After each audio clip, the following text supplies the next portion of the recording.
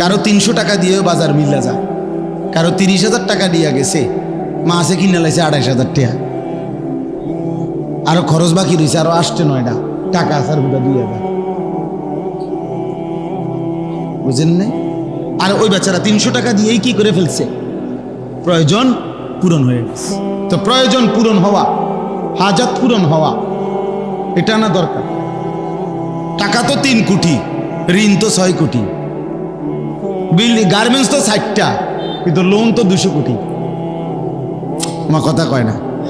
হাজার হাজার বড় লোক, লক্ষ লক্ষ কোটিপতি এই দেশে, এই সমাজে হাসে কিস্তিতে, কাশে কিস্তিতে, হাঁটে কিস্তিতে, তার গাড়ি, তার ঘর, তার আসবাব, তার বাড়ি, তার বিল্ডিং, তার রুম, তার বাথরুম, তার টাইলস, তার হাসি কাশি সব লোনের উপরে, কিস্তির উপরে, কিস্তির উপরে, সব কিছু, সব কিছু,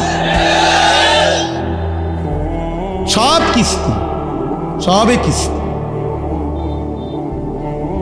সব কিস্তির উপরে। হারামখোর, হারামখোর কোনোদিন তৃপ্ত হয় না,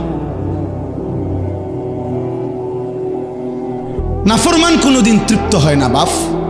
এজন্য চলেন, রাত গভীরে সিদ্ধান্ত নেন, আল্লাহকে ভোলা যাবে না যুবক, আল্লাহকে ভোলা যাবে না।